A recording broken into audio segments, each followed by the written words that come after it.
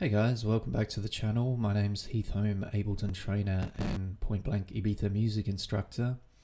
I wanted to make a video today to talk about what I believe is the Swiss Army knife of Ableton keyboard commands, something that's super useful to know about when you're using Ableton to produce your music, whether you're composing, whether you're structuring, arranging your song, or whether it's mixing or mastering. So I can now reveal what that keyboard command is, and it's the number 0. So today's video is about explaining how we can use 0 when we're producing electronic music inside of Ableton Live. So I've got a little demo project prepared just to make today a little bit easier to explain.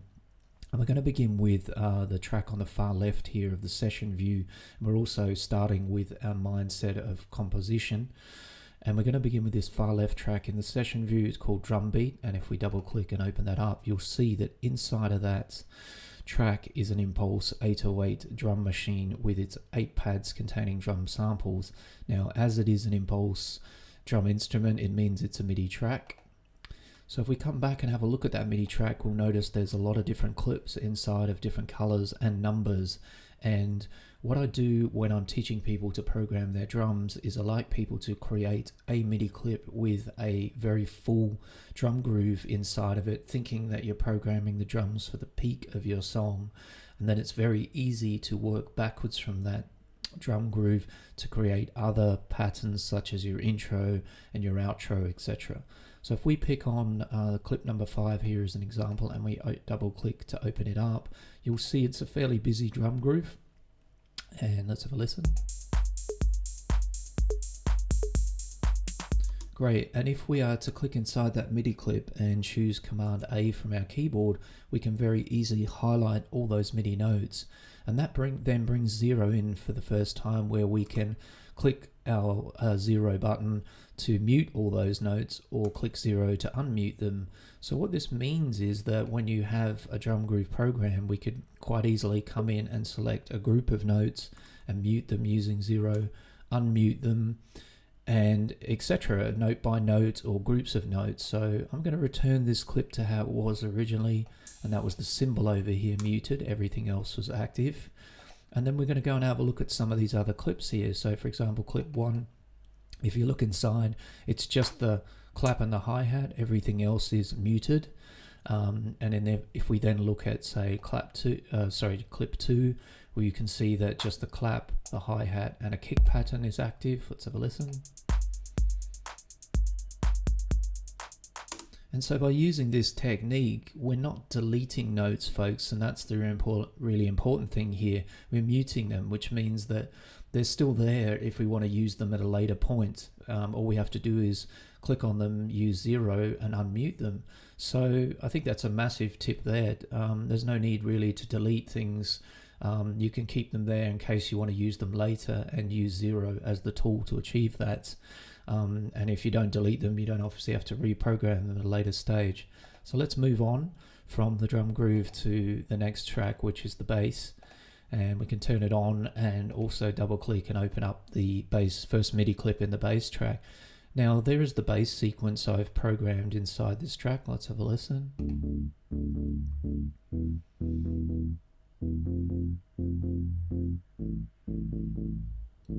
Cool, so if the bass, after programming your drums, the bass is the next thing you've created, here's a cool little work tip. Just going to come to the pad track and move these clips down a bit. If I now want to work next on making a pad or a chord progression or something to go with that bass, if I click on the bass MIDI clip, hold down Alt on my keyboard and drag that clip over onto the pad track, and let's just turn the pad track on. If we now open up that bass clip and look at the sequence, what I can do is highlight all those bass notes, the MIDI notes, push 0 to mute them, and I don't actually want to hear them here. I just want to see them in the pad track inside this clip, so that I have a visual reference to what bass notes I've used, what rhythm I've played. And if I now turn on my pencil tool, I could be in here creating a chord, like a triad, to start making my pad. And again, the key to this is 0 allowing me to have my bass notes inside this clip but muted so we don't hear them, but I've got a visual reference, which I think is awesome. So we can delete that track now, and let's have a look at the pad clips that were already inside of the pad track. And let's start with this simplified one. So if we open it up, you can see that that principle is being used here. There are all the bass notes muted in their rhythmical positions and note positions, and what I've done is create a chord progression above, and you'll also see I've used 0 to simplify those chords. So in all of the third intervals I've muted the notes, so we have this kind of simplified chord. Sounds like this.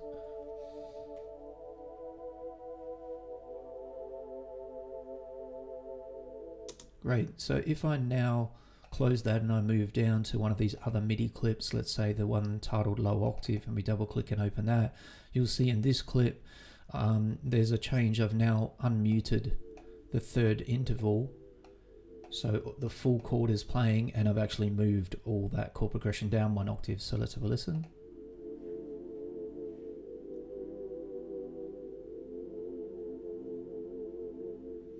Nice. So again, a nice little bit of workflow usage of the number 0 inside the composition phase. So let's have a look at something else. If we look at the scenes within this session view at the moment, and now we're sort of talking a little bit structure and arrangement, there's a little bit of a mini arrangement going on between the parts and cut over these different scenes. Now, if we look at scene 10, there's a clip in the bass track that looks like it's there, but it's not colored like the rest of the other clips. So let's have a look. We'll play scene 10 for a second. Let's turn on everything first. Down the bottom. Turn on all our tracks. Okay, play scene 10. So at this point we can't hear the bass because it's not active, but again we can come over here to that clip that's not colored, click 0, turn it on, and if we now click scene 10,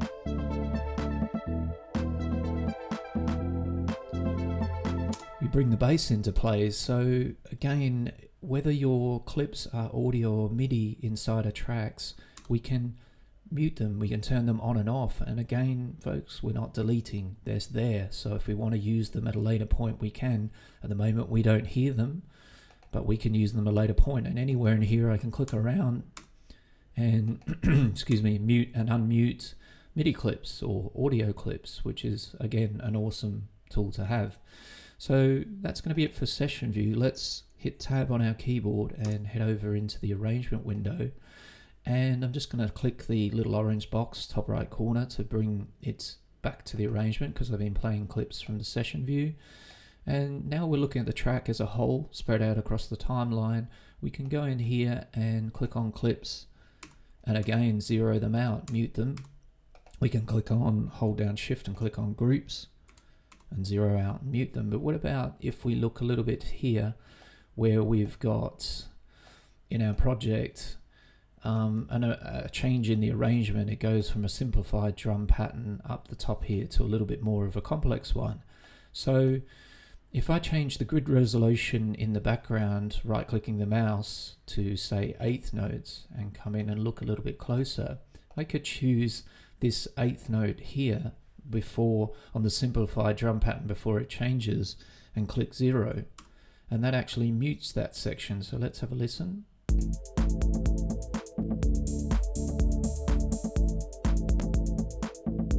So that creates a little drop. If I want to make it bigger, the drop, just drag the clip out a bit.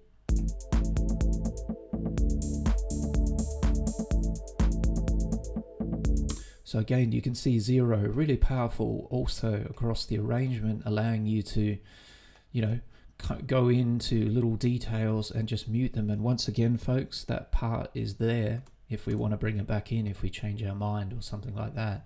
So let's move along a little bit in the clips and the track, and let's come to a part. I'm just going to change my grid resolution back to 1 bar. Let's come to a part where there's a little, everything's sort of playing at the same time.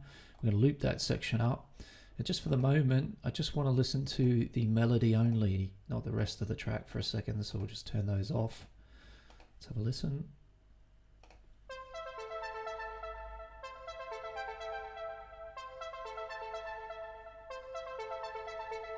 Great, so let's have a look inside the melody track for a moment, and you'll see it's an analog, native Ableton analog synthesizer and some effects afterwards. There's delay, reverb, EQ8, as well as ozone imager, a third-party effect as well.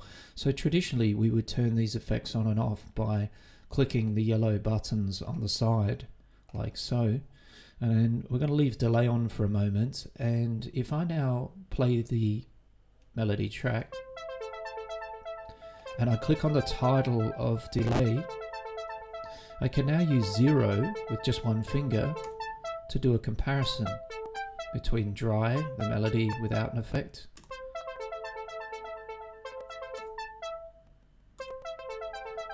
and then with an effect. Now, again, when I'm teaching people, if you put an effect on a track, I want you to do what's called A-Bing. I want you to reference it, compare it, and always check, does it belong there? Is it making a difference? Is it making the positive change you want? Now, the fact that we can use 0 here, it's super useful. So as long as you select the top of the effect, you can simply click 0 with one finger, the other finger's clicking the mouse to select the top of the effect. So again, if we want to now check the reverb, dry, wet, dry, wet. So you might already be a step ahead, and that is that, yes folks, we can hold down Shift on a keyboard and select all of these effects together, and then use 0 to turn them all on and off at the same time. So let's have a listen to that.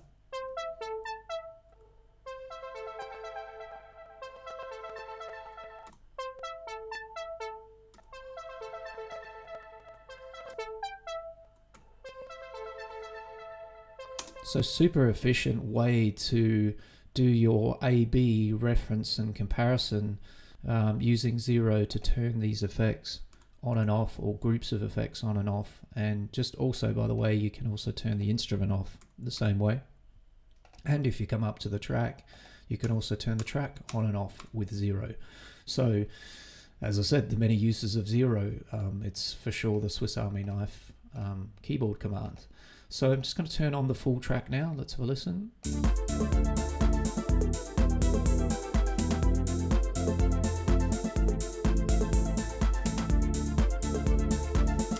So now there's another use for 0, and I wanted to demo this using the master track. So if I double click and open up the master track, inside of it is 2 different master chains presets that are made by Ableton Live. And sometimes, as well as referencing A-Bing, you want to do what's called a versus. You know, you want to say, hey, do I prefer this effect or do I prefer that effect? And again, I can use 0 to help me out with that. So let's have that track playing.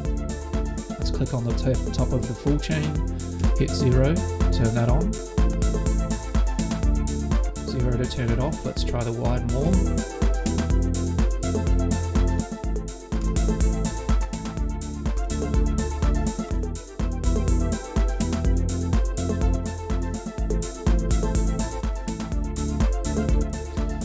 So as you can see folks, super easy, just one finger on the mouse to select the top of the effect and one finger on the keyboard to turn 0 on and off. So that's going to be a wrap. If you found this useful and you got value from watching the video, please hit the like button, and also consider subscribing to the channel for videos such as this, all about tips and tricks and ways to use Ableton Live to make electronic music. And yeah, catch up with you guys soon when I do the next video, and thanks for watching. See you later everybody. Ciao for now.